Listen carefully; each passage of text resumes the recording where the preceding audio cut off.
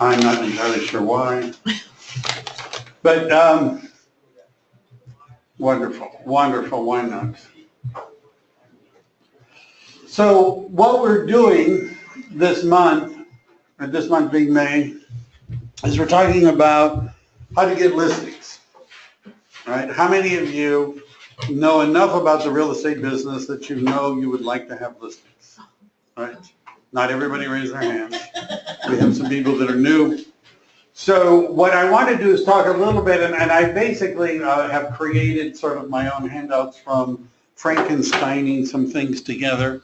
One of the things, let me just share let me start with this. In 2003, Gary Keller interviewed 160 millionaire real estate agents to write the book called The Millionaire Real Estate Agent. And one of the things that he came up with was what is called the 3 L's. And what he also found is that most of the millionaire real estate agents were doing the same things. And the 3 L's are, anybody know? Leads, listings, and leverage. It's on the, yeah.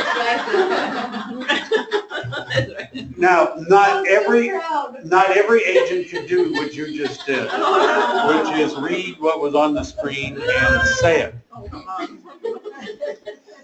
So there's a rule in real estate, which I had heard a long time ago, which is you have to list to last in real estate, right? Another way I've heard it put is that listings, does everybody know who Reg is? R-E-G? Reg? The real estate god, R-E-G, right? You never heard that? Real estate god. Listings are the gift of the real estate gods, right? And the millionaire real estate agents are seller listing lead generators first. Marketers of those seller listings second, and buyer listing lead generation third. Any other order and the odds of achieving millionaire sales numbers drop dramatically.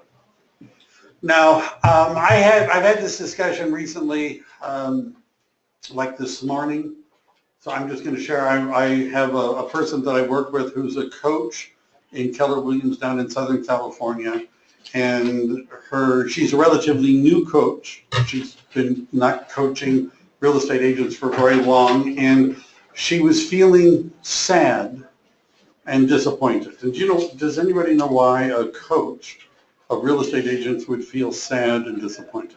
Maybe their people weren't following what they were asking them to do. Now, Roberta thinks it might be that the people weren't following what they were being asked to do. Well, it actually goes, you're warm, okay. Very warm. It goes beyond that, and the reality is that the vast majority of people who get their real estate license and go to work at a real estate office are not willing to really do like hardly anything.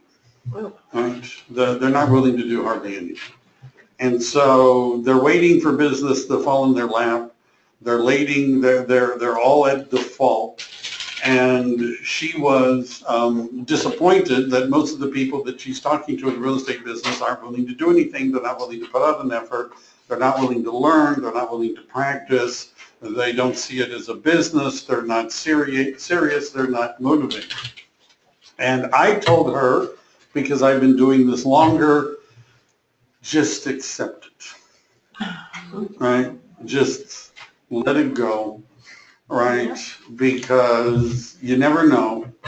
Somebody, as my father used to say, even the old blind finds an acorn every once in a while.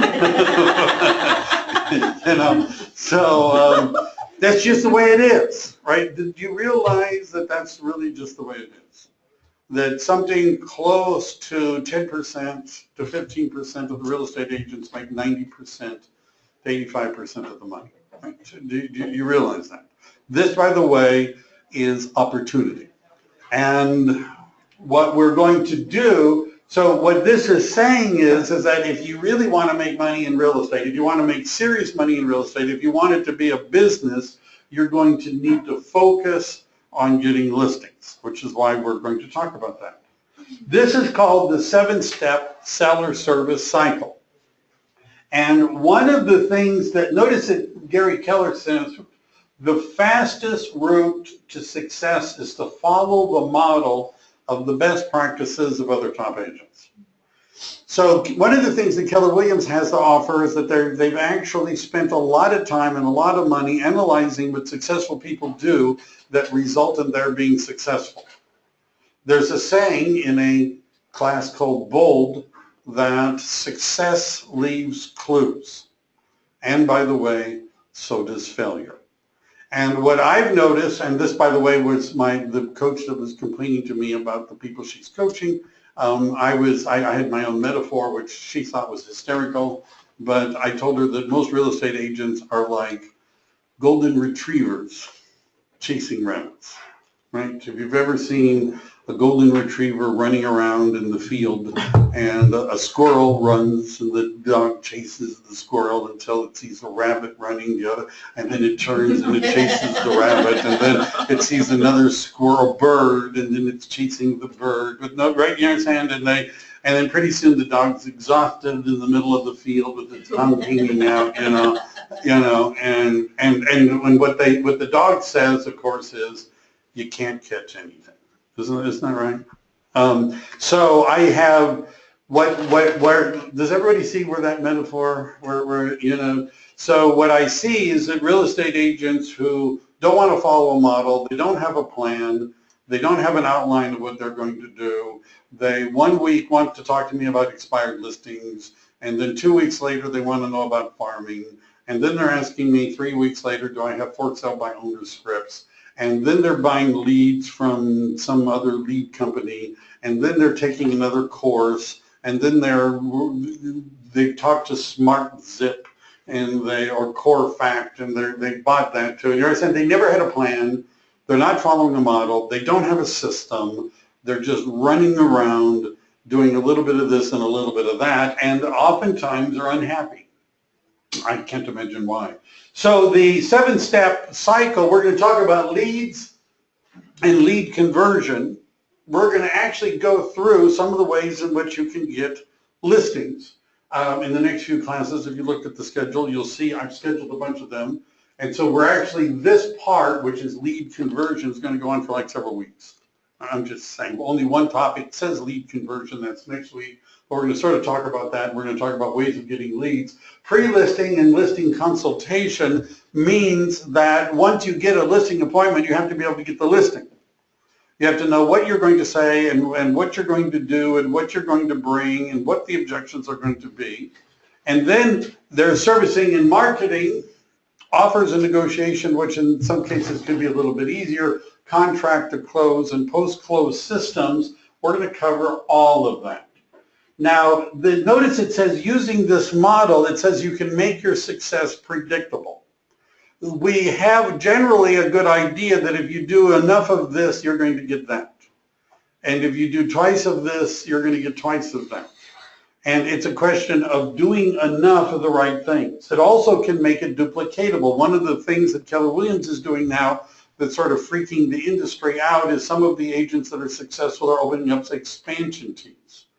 They're opening up their office in other locations. In other words, not only have they built a team, they're opening the team in other states. A guy named Ben Kinney has opened up his team in another country. Wow. Because you understand, once you have the systems, then success is predictable, the process is duplicatable. Now, even if you don't want to open up a branch in other areas, can you see that there's an advantage in putting together systems that would make success predictable and the process duplicatable? All right, the seller service cycle, this is, so creativity in the models. Does anybody know where that chart comes from? It's from, she's the only one that's going to read it anyhow. So why did you get a real estate license? Why be in real estate rather than having a job?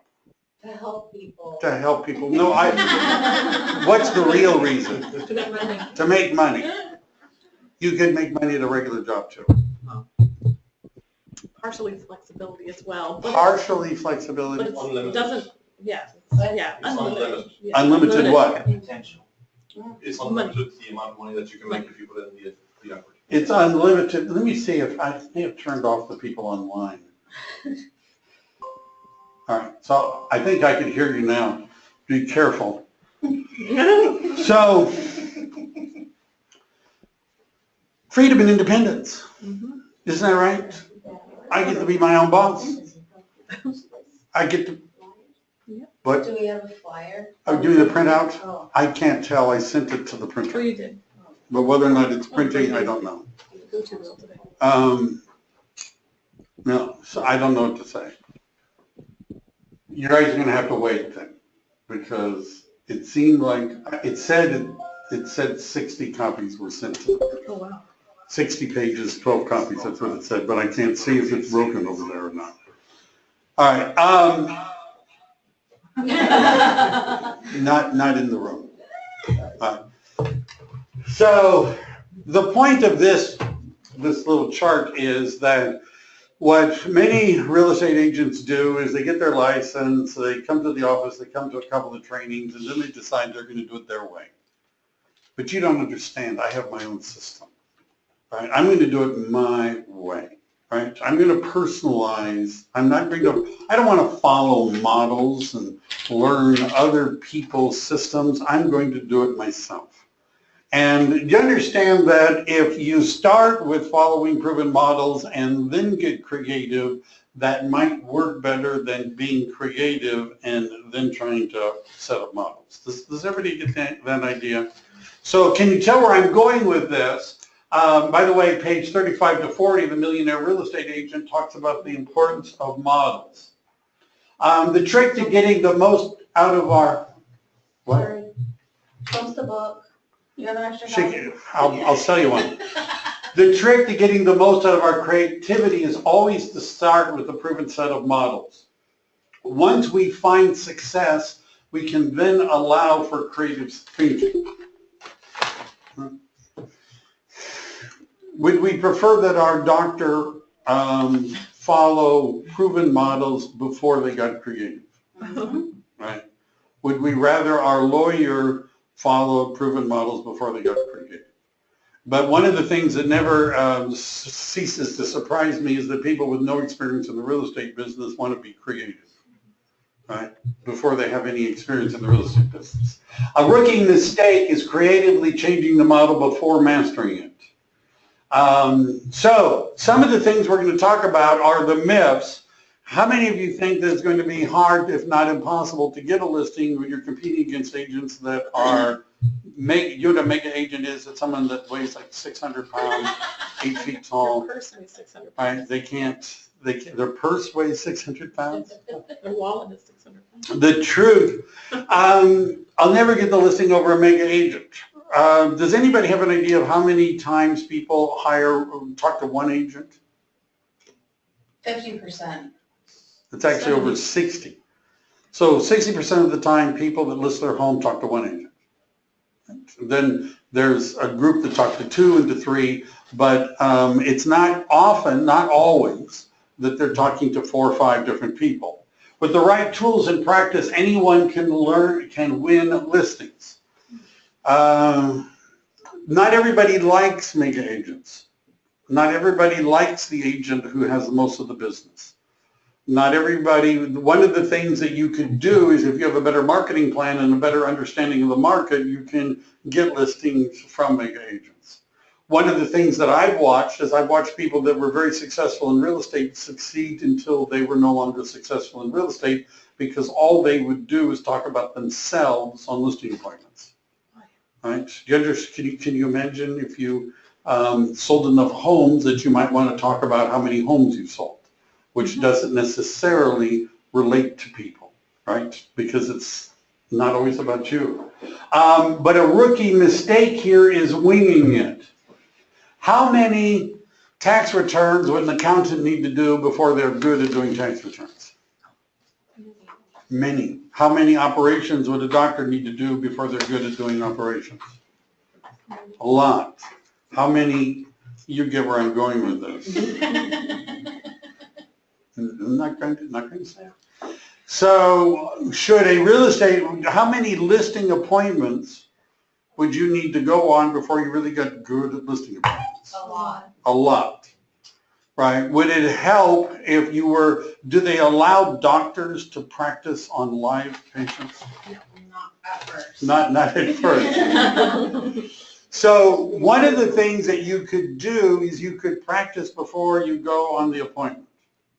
But there is a truth, which is that you're going to need to go on appointments in order to get good at going on appointments. I mean, there's no other way to say it. Right? Quality or quantity is quality. Quantity is quality. In some cases, that's true. You get better at it. You get better at it. So what we want to do is you are going to get appointments, and your ratio at first may not be that great, right? You may not be getting 80% of the listing appointments, but until you go on them, selling is telling. Okay? I would have agents that would say to me they want to go with me on a listing appointment, and I would say, sure, why not? And they would come, and oftentimes they were disappointed because what they were looking for was a presentation, right? They wanted to know, there was a guy I used to compete with in Blossom Valley, and he would bring his laptop and he would set the laptop up and do it. And then the problem with the laptop presentation is, where do you sit and where do they sit? I mean, think about that for a moment. Right? So, if this, how do I sit so they can see the screen and I can see the screen? Well, that gets kind of difficult. So he started to bring a projector, right? So he could project it on the wall. But then, some people don't have walls where you could project stuff. So he started showing up with his portable screen and his projector and his computer, and he got fewer and fewer listings, right? He got fewer and fewer listings. Right. Do you understand a good listing presentation is 90% asking questions and listening and 10% presenting? Right? Does everybody get that? Right? It's mostly a conversation, and we're going to talk about that. Nothing is ever learned from talking. Really? Listening. Really? Is that true? I don't learn when I talk. I just make stuff up while I'm talking. So I'm learning as I go along. Isn't that what's the old line? God gave us 2 ears and 1 mouth, right? So we could listen twice as much as we talk. The biggest mistake I see people making is that they talk about themselves more than they listen and learn about their clients. Right. The other company that I worked at, I was the vice president of the company, which rarely came up on listing appointments.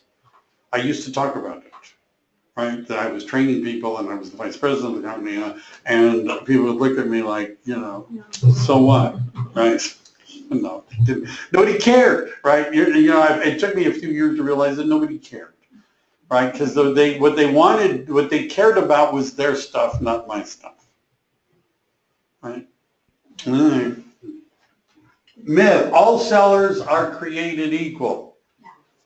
Is that true? Aren't they all? The engineers are terrible. The engineers are terrible.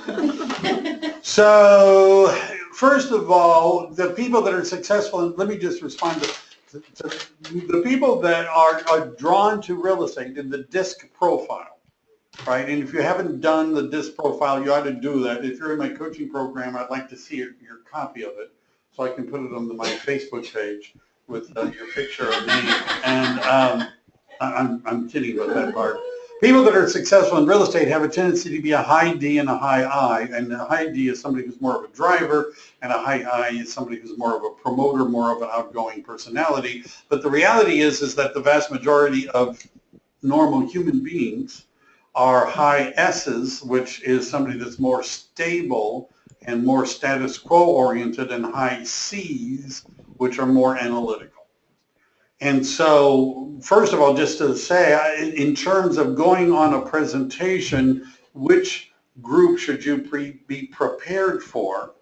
And my answer is the high C, because you can't fake that, right? So if the client is an engineer and they want data and you don't have data, you can't fake that, right? A high D is relatively easy. I remember I was on a listing appointment and I was doing my presentation and the guy looked distracted, right? And he actually got up and was fiddling around in the kitchen while I was talking to him. I paused and took a breath and he said, are you going to need a key tonight? Right? This, by the way, is called a closing signal, right? You know? And I said, yeah. And he said, good. And he started handing me keys, right? Did you understand? He was a high D. He didn't want to hear it, right? He had already decided he was going to list his home that night with me. He didn't want to hear it. But a lot of people want to hear it. So what you need to do, however, is to decide, evaluate whether or not they're able, ready, and willing to sell. You will meet people that are going to be willing to sell in a year or so. Right? How much time you give them is really related to how much time you've got.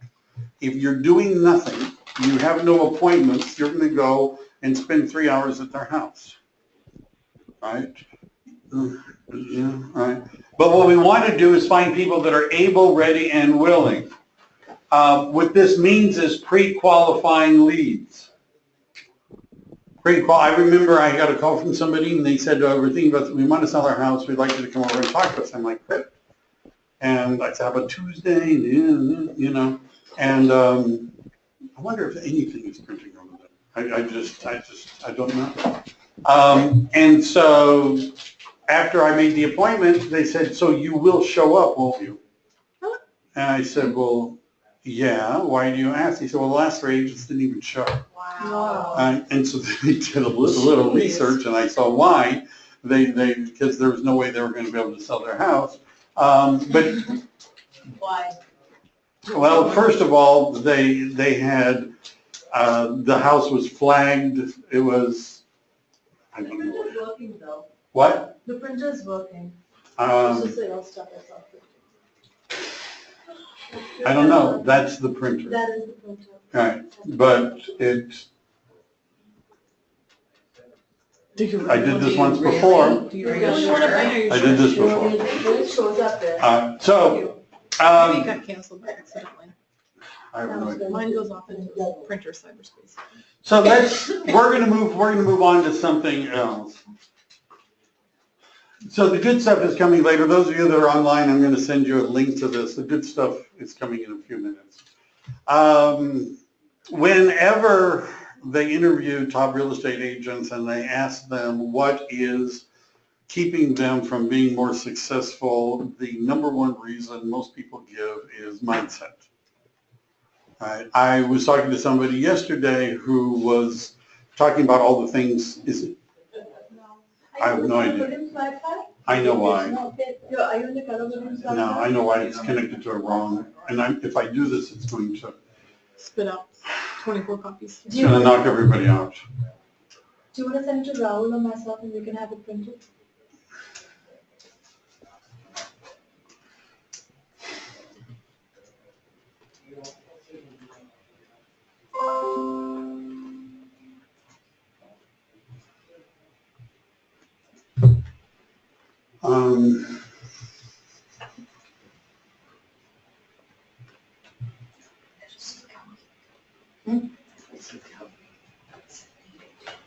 Too many things going on. All right. Okay, I'll just,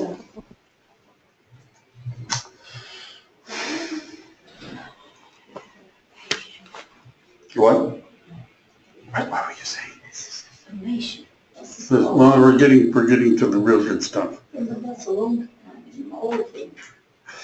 So how many of you have a feeling that you might not be a good person to be chosen to represent somebody selling their house? Anybody have even a little twinge that maybe you're not the best agent for selling a house? Drunk monkey. You're a drunk monkey? And what if we did? What? What if we did? So what if you don't? What if we did feel like that? I'm not going to raise my hand, but what if I do sort of feel like, oh my God, I'm probably not the best person? So so is it possible that some of the people listening to me talk may not be the most experienced or knowledgeable real estate agents in a given market. Yes. Right? No, just, some of you may feel that way. So what would you say to yourself? Why would somebody pick you? I've been brainwashed. You've been brainwashed. So leaving bold out of this. Let me ask you this. One of the things that I talked about prior to this was there's a guy named Simon Sinek. And first, I just happen to love the name Cynic because I like cynics. And in it, he starts, one of his, you can find him on YouTube, it's called Start With Why. And start with why. Start with why. Right? S-I-N-E-K, start with why. And one of the things that he talks about is there are a lot of people that know what they do and some people that know how they do it, but not everybody knows why.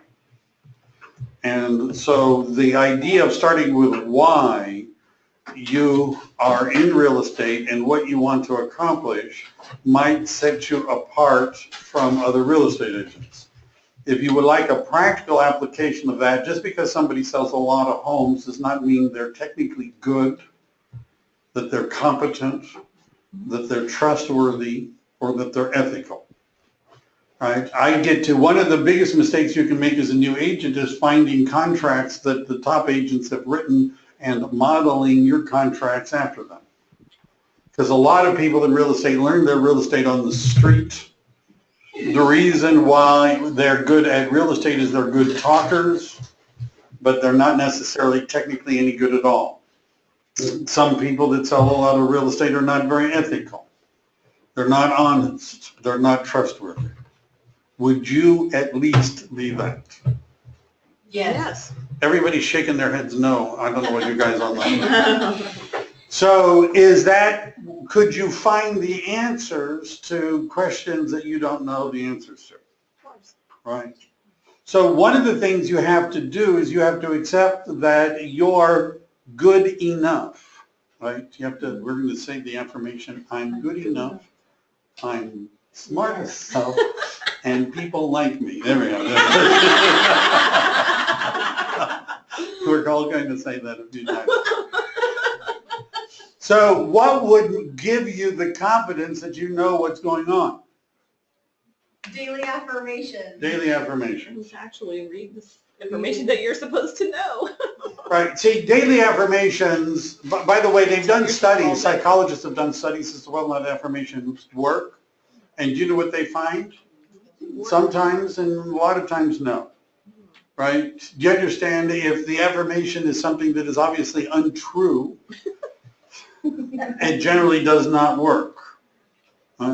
So I'm not sure. I would rather than spending time saying I'm good enough, I'm smart enough, and people like me, rather than saying that, my suggestion would be that you go preview homes in the area, that you study market statistics, that you're looking at list to sales price ratios, that you're going to training, that you're spending time in real estate. Right? Because it's market knowledge. I am a knowledgeable research-based real estate consultant. By the way, saying that as an affirmation won't help you unless you are a knowledgeable research-based real estate consultant.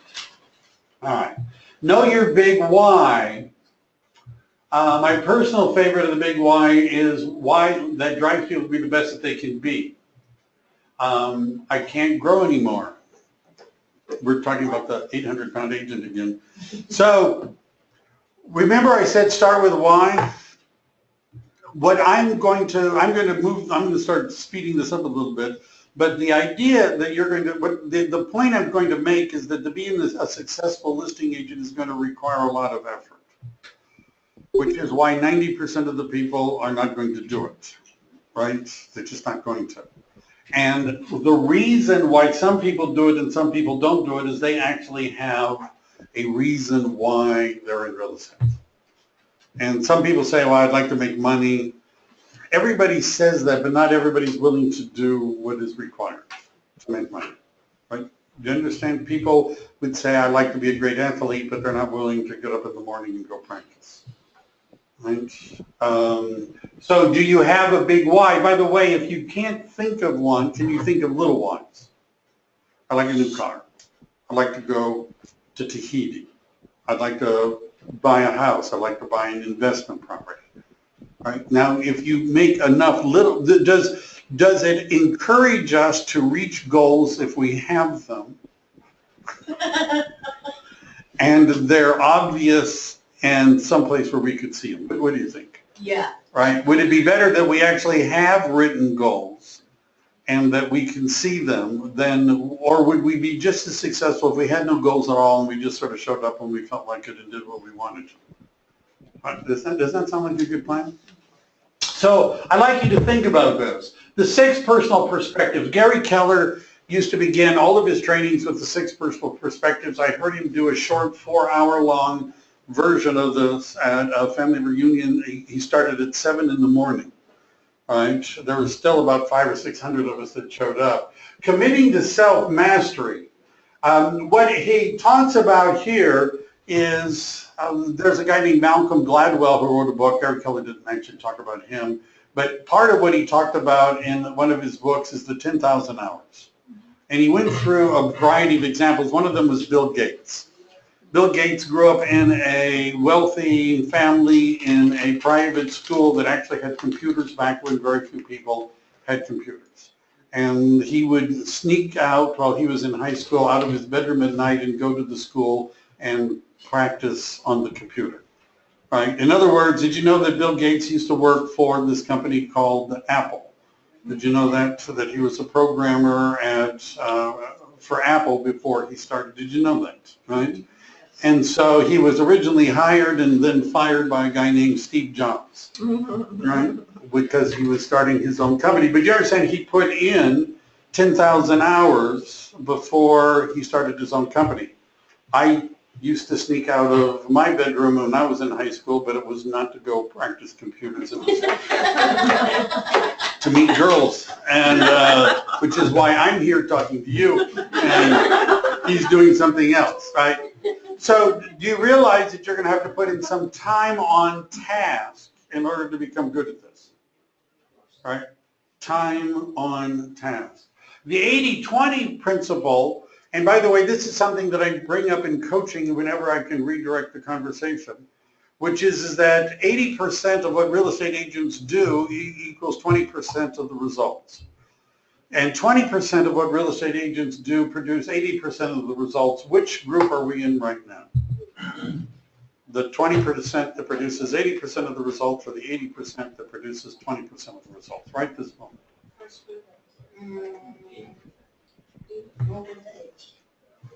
We're in the 80% that produces 20% of the results. What would be an example of the 20% that produces 80% of the results? Lead generation. Lead generation. Having conversations with people about buying or selling real estate. All right. What else? Is that it? Marketing. Going on appointments. Marketing. E to P. E means that there are certain things. So, by the way, should we identify each week the 20% that produces 80% of the results and put that in our calendar so that we know? I was having a coaching session with somebody yesterday who was giving me the list of things that he'd done the last week. And I was waiting for him to mention something that fell into the big rocks that produced the results, and I wasn't hearing it. Right? So is it easy for us to get caught up in doing stuff that doesn't produce results? E to P means that we're going to get a certain place just by doing what comes easy. But in order, we'll hit a ceiling. Some people, I've watched agents, they got their license, they went through my training program, they got their license, like 3 listings in the first 2 months. Right? Not bad. Never closed another transaction and left the business. Never did another transaction. Right? Because they burned through their sphere of influence and they had nothing else. And now they're waiting for another friend to want to sell their house. And the 3 friends that owned homes have already sold their homes. And so there's nothing else, right? So in other words, and sometimes that ceiling can be very high and sometimes it can be very low, but when we hit that ceiling, what we need to do is to become purposeful to move past that ceiling. Being learning-based, limiting beliefs, and being accountable, we're going to talk a little bit about that. So by playing the numbers game, by the way, I've done this for agents. We're not actually going to do this, but I'm going to get a copy of it. There's a form that Keller Williams has called the listings needed form. And basically it wants you to round up and do rounding and all that. And what I found is that from $150,000 to $350,000, the answer to how many listings you need active at any one time is 1 in our market. Do you understand? If you always had an active listing at all times, you could make $300,000 a year. Right? All right, so get leverage with technology. Have you noticed that our calendar has more technology on it this month? All right, because we're going to talk about 45% of home buyers use the mobile device. Now, how would that help you with sellers?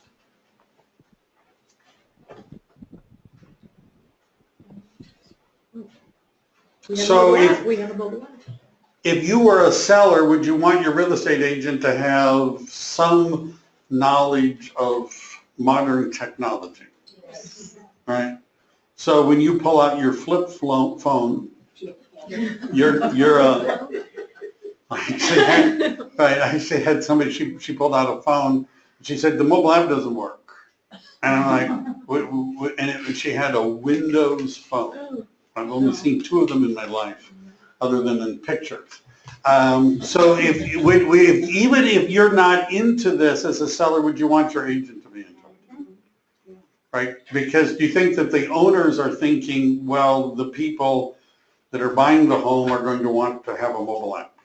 And so how many of you have the Keller Williams mobile app on your phone? A few of you. How many of you have given it to a client to use? Fewer hands. How many of you have mentioned it at a listing presentation? How many of you have actually had a listing presentation? Same hands. Oh, that's good. So I think Wednesday, I'm going to do the mobile app. Let's just go on to something else. So this is a little bit about a schedule. This is more the P than the E. So one of the things that people that are successful in real estate seem to be is boring. Did you know that? Most top agents are boring. They are. They have no time to do anything else. They have no time to do anything else. They can afford it, they just don't have time. In other words, they generally get up at the same time.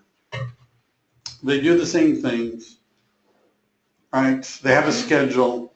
They show up at the same time. They have a routine. Right? Does everybody realize that people with routines generally accomplish more than people that wing it every day?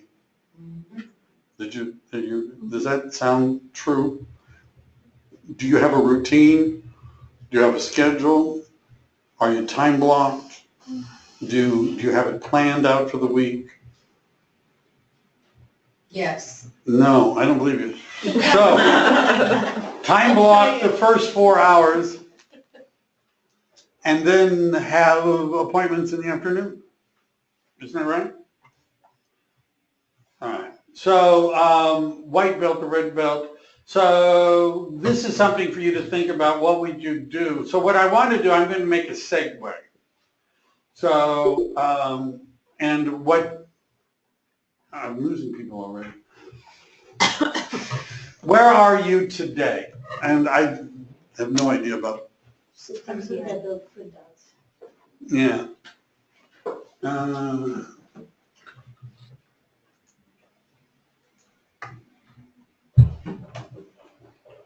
Cool. So we've got people. By the way, those who are online, I've chatted something. So anybody in the last 24 hours did anything that would fall under the category of lead generation? We've got a few hands. Halfway on. Halfway. Would it be a good idea for us to track our lead generation activities and the time we've spent on them? Yeah, that's going on.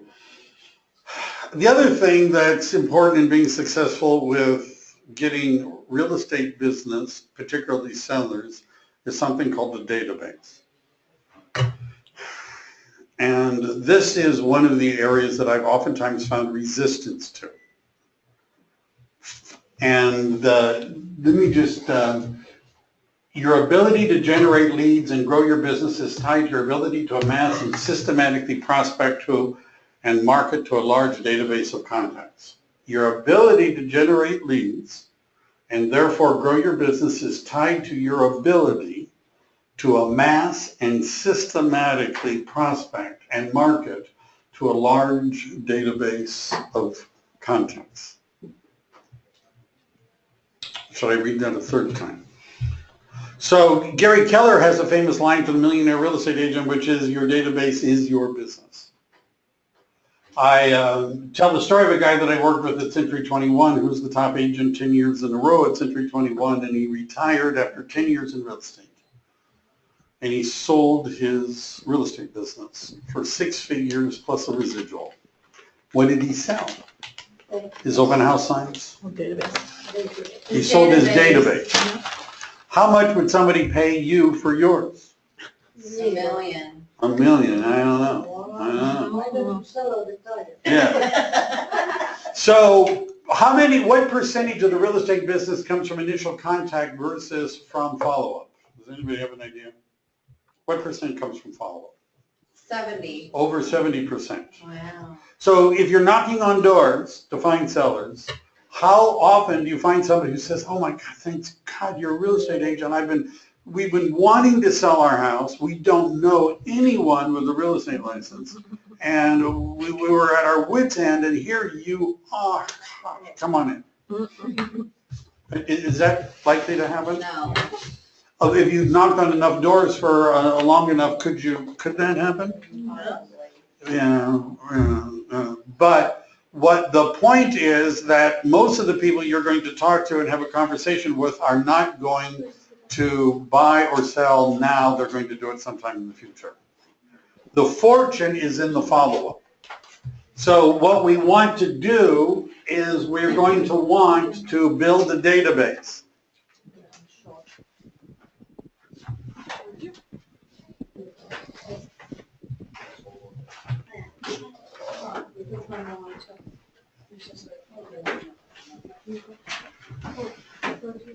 It's like a first date, right? I can't remember. It's like a first date, and then a second date, maybe a little something else happens, and then you finally get that. You're going to have to draw this out for us. So, all right, let's if you're interested in making a lot of money in real estate, you're going to at some point have to surrender to the idea that you're going to need to create a database of people. And who would you put into your database?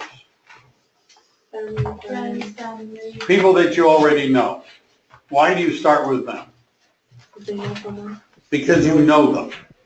What percentage of the time do home sellers list with an agent that was referred? The answer is close to 40%. All right, so I make lists, and I have one on my computer, which I looked at last night, but decided not to reproduce, of all the different ways in which you can find seller leads. All right, I have a really long list. I have 101. I have a really long list. 101. My list includes ex-wives and husbands. Of yours? Of mine, yeah. I have enough to, yeah. I've actually met agents that listed their ex-wife's house, you know. So for some of you, this is more of a potential than others. But most of the time, the number one at the very top is referral and sphere of influence, right? By the way, after that, it drops down to what's the second most, after referral, or sphere of influence? What's the number 2 way in which people find somebody that was either, what? The sign? No, for sellers. Oh, sellers. Zillow, no. Call, the percentage of people that said they found their agent because the agent reached out and contacted them was 4%. Wow. 40% was referral. 4% the agent contacted them, which is why those of you that have listened to me, I don't spend a lot of time talking about cold calling or door knocking because I would rather focus on the 40% than the 4. What's the number 2 way in which somebody found the agent when they sold their home? It's kind of like, you're going to say, well, it's sort of like number 1, but it's they use the agent in the past. So do you realize that selling buyers' homes are planting seeds for future listings?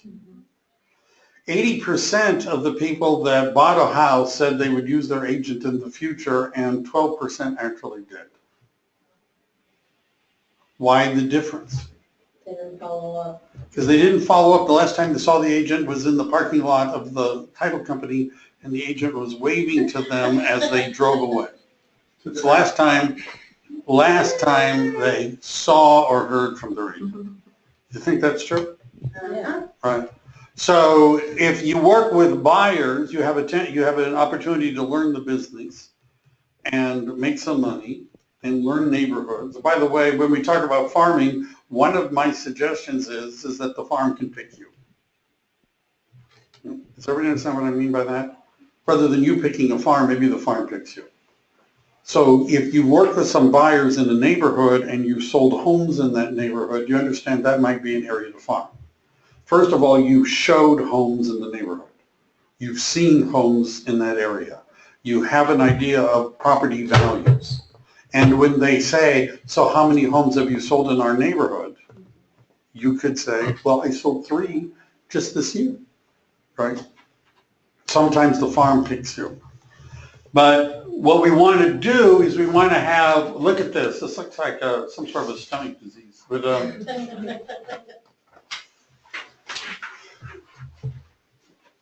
geographic farms, advertising, web searches, IRV, which really is some medical terms, stealth sites, builders, past clients, family, friends, other agents, random conversations, responses to door knocking, withdrawn, expired, first sale by owners, demographic farms, office calls, we don't get very many, client parties, community involvement. You understand there's a long list of ways. What you want to do, if you want to be successful in real estate, you really need to focus on building the best database you can. How many people do you need to have in the database to make money off of your database? 1,000. How much? 1,000? How much? 200 and 200? 500. 500. Wow, we got. People have asked me, well, give me a goal. Give me a goal. And I would say about 600 people would be a good goal over time. Right? 600 people. Right? Just saying. All right. So what kind of people do we have? We have 2 kinds of people, the people we've met and the people we have not met. Which is the larger group in Santa Clara County? The people we haven't met. Isn't that, this is a trick question. So what we want to do is we want to have a way of moving people from haven't mets to mets. And the 2 kinds of haven't mets are the general public and target groups. Target groups would be like demographic groups, geographic areas, right? People that we have not met. It could be expired listings and for sale by owners fall into that. And once we've met people, we have network groups, people who know you because you have met them either in person or by phone is a network group. Allied resources. What would be an example of an allied resource? Mortgage companies, title companies. Title companies, they never refer anybody. Appraisers, landscapers, they don't. How many of you have a plan to contact contractors, landscapers, CPAs, lenders, and other people that because of what they do for a living would run across people that are interested in buying or selling real estate. Divorce attorneys. Divorce attorneys. The thing about a divorce is that there's a potential for 3 transactions. Yes. But we know there's only one of them that's going to be able to afford to buy anything after the divorce. Right, isn't that right? Right. So it's one sale and one purchase. The women think this is funny, the men have this sour look. It's like, yeah, that's hilarious. Yeah. So,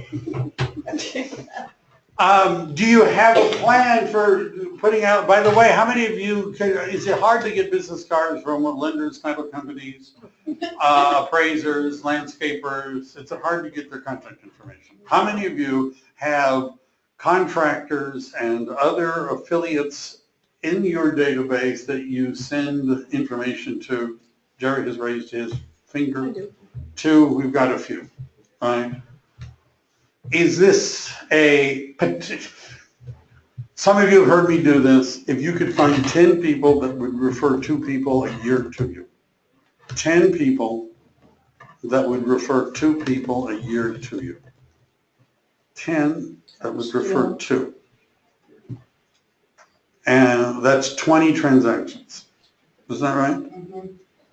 And if you found another 30 people that would refer 1 person to you,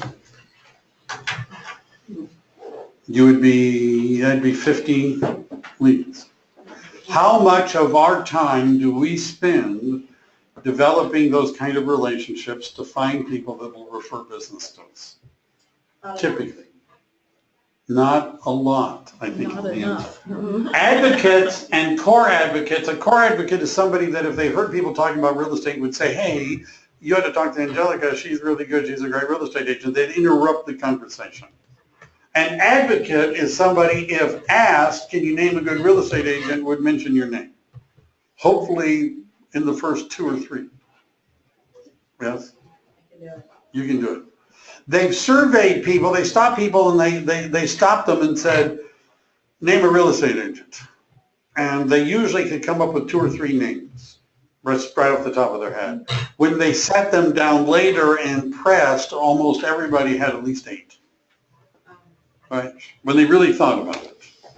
So do you understand you need to be in the first 1 or 2 of their mindset, right? How would you be in the top of their mind? See them. By marketing and contacting and following up. Types of business, METs and haven't met, repeat, referral, and new. So is it true that the people that we've met could either do business themselves or refer business to us, and the people that we haven't met could either do business themselves or refer business to us? Right? Repeat, referral, and new. All right, METs, this has come to the Millionaire Real Estate Agent, and they were using a 12-to-2 conversion for people that put on an 8x8, this is a 50. So what that paragraph says, based upon their analyzing people that were using effective touch campaigns and systems, that on average, the millionaire real estate agents were getting 2 transactions for every 12 people they had in their database. I happen to know that the new number is going to be 1 for every 10. So that would mean they were getting 1 transaction from every 10 people they have in their database. So if you had 100 people in your database and you were following up with them effectively, that could produce 10 transactions. 200 people could produce 20 transactions. Now, the problem is that effectively following up with people does not mean sending them a happy St. Patrick's Day card and canned information that comes out of the television system, but it would mean making an effort to do a effective follow-up program. By the way, they found that haven't met, they were getting a 50-to-1 conversion rate if they did a 12 direct program over the course of a year.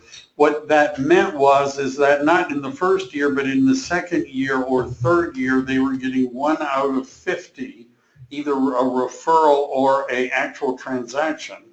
but that required a monthly contact for more than a year. All right, just thought I would share that with you. Yes. One of the best ways to actually have a follow-up program. If it's not the syntactic stick cards, or it's a phone call, it's a, what exactly that is. So, I'll answer that in a minute. So we have the idea is the general public is a target group, there's a network, allied resources, we want to be moving people to the middle. I'm going to answer Bobby because 20% of your database can lead to 80% of your business. That's the core advocates and the advocates. Here are some people that you might want to think about where there's an actual, I'm going to do more of this later. We're not going to do this now. Title companies aren't going to do that now. I don't want to talk about the title companies anymore. So I'll answer your question in just a minute. I'm getting there. Ignite suggests that you make 10 contacts a day. Let me just, 5 contacts a day. You reached out to 5 people a day, 5 days a week. That's 25 people a week. You put them in your database. You followed up with them. You did that 4 weeks a month. That would be 100 a month. You did that for 12 months. That's 1,200 people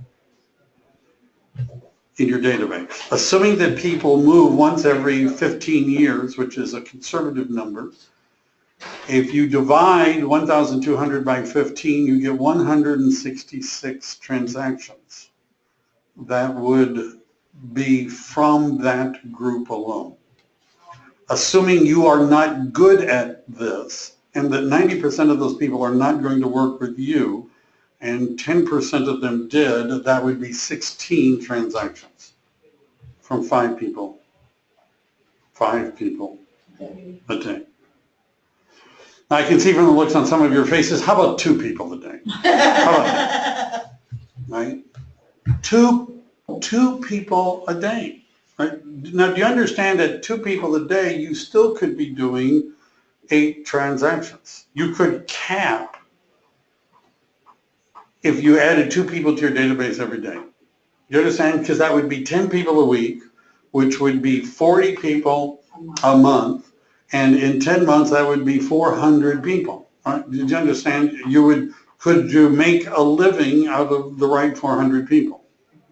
2 people a day. Okay, 1. How about that? Could we talk to 1 new person every day about real estate? I keep lowering the bar until somebody says, so that sounds good. Do you realize that most real estate agents don't talk to 1 new person a day? Yes. Right, they don't. They don't talk to 2 new people a day. They don't talk to 5 a day. They don't talk to 10 a day. They don't talk to 20. Like 20 previous, Well, they may follow up, and how about adding people to your database?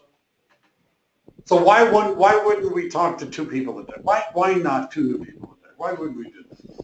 Lazy. Lazy? Scared. Scared? What? Scared? Because what could they Too do? busy. Hit us? What? Get the H out of here. Yeah. Get the H out of here. Some of us have been told that before. So let's say you were to talk to landscapers. Are they hard to find? No. No. Do they generally answer their phone or call you back? Usually. Generally. Generally. If you said, hi, my name's Mike, I'm with Keller Williams Realty.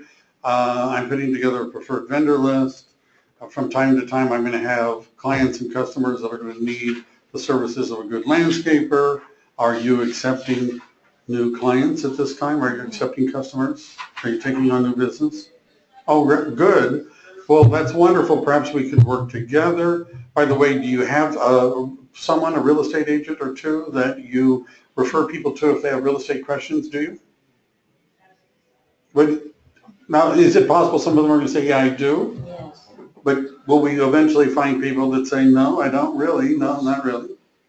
right? Well, great, maybe I could drop by, you could show me what you're good at, what you specialize in, I could share a little bit about what, maybe we could work together. How's that sound? Is that possible? Does that sound like a terrible? I've had people say to me, I'll admit, I've had people say to me, so this is a sales call. I've had people say that, right? They were offended that, so who cares, right? So would you call somebody, could you do that twice a day? Could you walk into a bank? I went this morning. You went to a bank, did you talk to the person who does home loans? Do you understand how, could we, if you don't make a commitment to contact a certain number of people every day and actually make an effort to contact those people and then put them into the database and launch a follow-up system, your chances of being successful at any high level is very slim.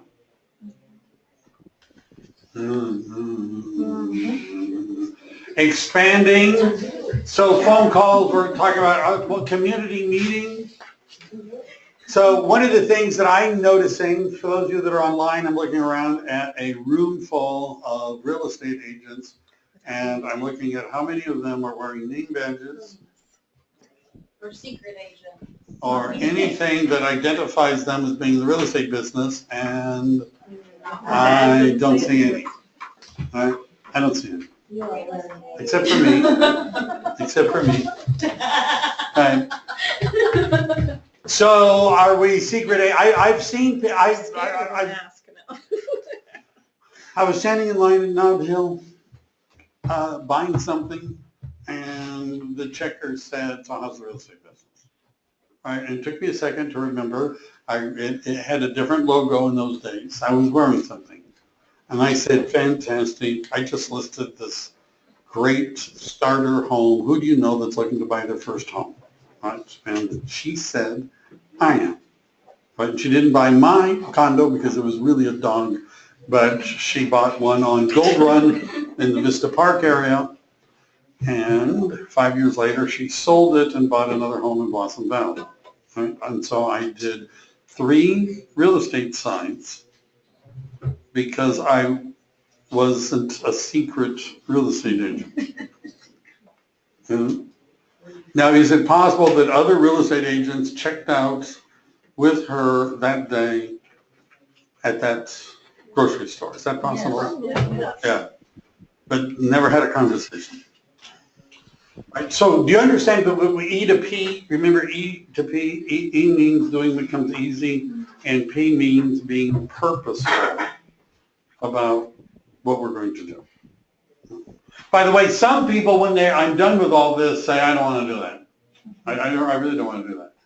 So I don't want to wear a name badge, and I don't want to go talk to people, and I don't want to add people to my database, and I don't want to follow up with people because I don't want to bug them, right? You know, I don't want to be pestering my friends, and I don't want to do any of that, right? Now, my reaction is remember I was having the conversation with the other coach this morning, right? My reaction is that's fine, right? It's, you know, the business needs hobbyists, right? You know, we need people that are doing this as a hobby, right? Because hopefully you have another income, isn't that right? Right? You're married to somebody who has another income, right? You won the lottery, right? You don't need to actually earn any money. But if this were a business, would we want to have a purposeful plan for how we're going to generate business? All right. So we want to collect their information. One of the things I saw Gary Keller talking about when he stopped carrying business cards. Gary Keller stopped carrying business cards. Right? Stopped carrying business cards. Why? So when people would say to him, do you have a business card? He'd say, nope, don't have any business cards. I need your. Give me your contact information and I can reach out to you. Oh. Right? Because if somebody has a business card, I used to do this thing about how many business cards you have to hand out to get a transaction. A lot. How about that? You may not have enough business cards. And I see real estate agents, they leave them around on tables and things like that, thinking someone's going to pick up my business card and call me and sell their house. I don't really think so. So at an open house, on my lovely Dearborn, which by the way is in contract. Those of you that thought it never would sell, I just want you to know. I just want you to know. It's sold. I was talking to somebody that came through, and one of the things I do on an open house is I oftentimes ask them, so what do you do for a living? Well, which is not normally on the list of questions you ask at an open house. And this particular couple, the guy said he was a plumber, right? And that his wife was in charge of running the business, as normally is. And so I said, cool, that's great. I have a preferred vendor list. Do you have a business card? Because I have people that are interested, they need plumbers all the time, and out came a business card, and she handed it to me. Right? Is that an easier thing to get from people? Yes. Right? I have a preferred vendor list. So what do? You're an accountant. I'm going to have people that need accountants. Do you think you'll get a business card? How hard was that? Right? And then what you have to do, this is the hard part, you have to put their information into the database and call them. And then they don't answer, and leave a message, and then send them an email. Right? Do you understand? You have to follow up with them. Right? Is there a value in getting their business card rather than us giving out ours? But then we have to follow up. So the idea is to set them up on an 8x8 or 33 touch campaign. So forward means if you don't know what to talk to people about because you're generally antisocial and not good at conversations, you could ask them about their family, what do they do for a living, and how that's all going. And I used to call it form. So the M stands for motivations, right? Which is, I like form. Then I actually had to form you la, but I'm not going to do all that because I thought way too much about this. So is that if you ask people questions about themselves, is it a subject they know and are generally willing to talk about, right? So we want to find out, are they a buyer or a seller, their urgency, their spouse's name, their personality profile, their birthdays, hobbies, children. This is, I don't know why I included that. Systematic, communicate with it. That means your database in a systematic way. The power of one principle, 36.12.3, by the way, I took this from a course that's about making 36 transactions in 12 months with 3 hours a day of lead generation, is that you should lead generate for 3 hours every day. All right? This is if you want to do 36 transactions. Now, if you're working 20 hours a week, which I know is a lot, right? I realize that's a lot. If you're working 20 hours a week, would it be a good idea to spend 80% of your time doing the 20% that produces most of the results, which would be lead generation? So if you're working 20 hours a week, and if you multiply 20 hours by 80%, that comes out to about 16 hours, 16.6, I believe. And if you divide that by 5 days and round down, you get 3 hours a day. 3.2 if you don't round down. So 3 hours a day is an 80% focus on a 20-hour work week. So we should be doing 6 hours a day. Well, you should. You're going to need it. Are there really, by the way, are there agents? I know a guy that door knocked for 6 hours a day for the first year, did $500,000 in commissions, right? Most of us will not do that. And if 3 hours a day sounds like too much, how about 2? How about an hour? How about this? Could you do an hour a day? Yes. Could you do an hour? 30, how about 30 minutes? Could you do that?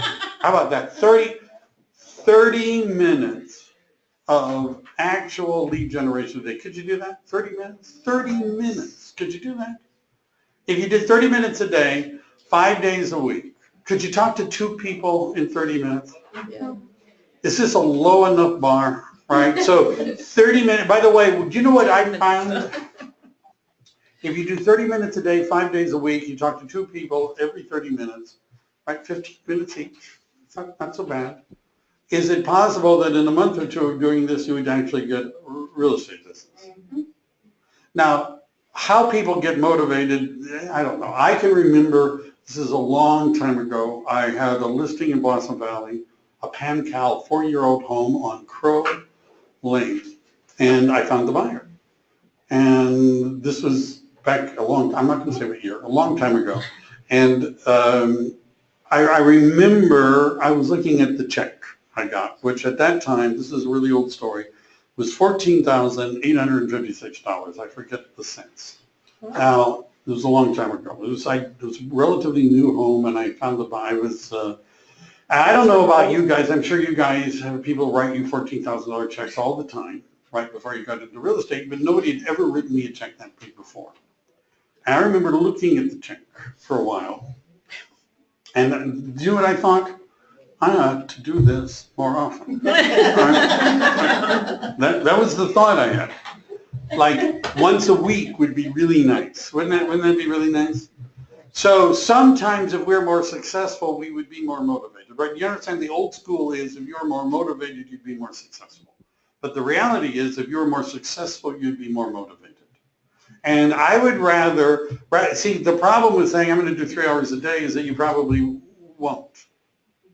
I'm just saying, some of you might, but you might not all do that. And if you say, I'm going to do 3 hours a day, and you don't do 3 hours a day, and then you're not going to want to talk to me because I'm going to say, so what was your goal? And and so how much did you do?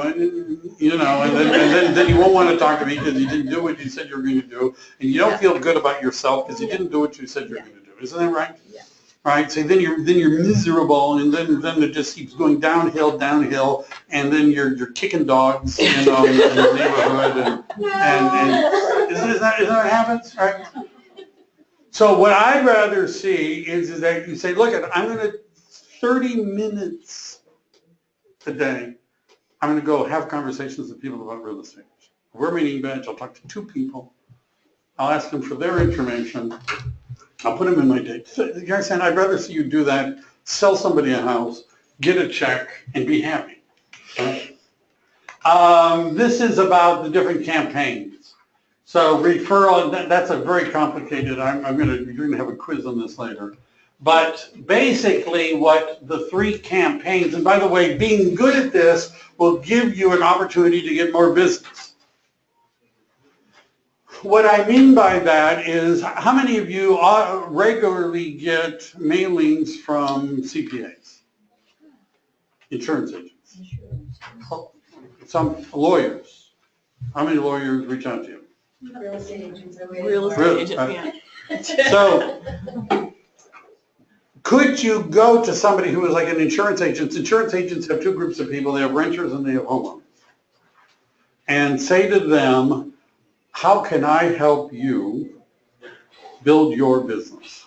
And the insurance agent is going to probably say, I have no idea. How can you help me build my business? And if you were to say, look, I work for a company that has mastered the art of marketing. And we have these different systems. And by the way, this would require that you actually know what they are and maybe could use them on that insurance agent. And these systems, by the way, one of the systems is called the 12 Direct, which is a system that you would use marketing yourself to people you don't know. But does the insurance agent already have a bunch of people that they know? Right? So an 8x8 would be an initial somebody, you get a contact, you would put them on an 8x8 campaign. Now, the question that I've been avoiding, but what Bhavika asked is, what would be the best way to contact them? And the best way is on the phone or in person. Right? Email is not an effective way to build a relationship. Email is not an effective way to build a relationship. Email is good at communicating data, but not an effective way to build a relationship. So what many real estate agents do is they say, well, I'm using an 8x8. I found it on eEdge, and I just launched it on everybody. I've got a 33 touch. I found it on eEdge, and I launched on everybody. And they're sending out email that they have not read, that may not be relevant, may not be meaningful to people they don't know. And then no one's calling them and says, I want to sell my home. And they're saying, well, obviously it doesn't work. So a 8x8, and we're going to talk more about this next week, but an 8x8, so let's say I met somebody, a contractor, an insurance agent. Number 1, what would be the first thing I should do after I met them? Thank you, card. Thank you card. Thank you very much. I should send them a handwritten note. great meeting you, look forward to working with you, here's my car. Then 1 week later, this is once a week for 8 weeks, what should I do? Call them. What would I say when I called them? Would be the script. Did you get my handwritten note? Week number 3, an item of value. What would be an item of value a real estate agent might have? What's going on with the market? What's going on with statistics? What's going on with interest rates? What's going on with investments? Week 4, Another follow-up call. another follow-up call. What would be the script? Did you get my item of value? Number 5 would be another item of value. Number 6 would be another follow-up call. Number 7 would be an item of value. Number 8 would be a follow-up call. At this point, do they know who we are and what we do for a living? If somebody said, you know, a really good real estate agent, is the chance that they're going to mention our name going to be much higher? I've had people say, well, I don't want to hound my friends. I don't want to hound people. This is a call every other week and something in the mail or email, right? And then after that, we put them on a 33 touch, which means we're going to communicate with them 33 times in the next 12 months. I know why. Why? After about 12 days, they don't remember you anymore.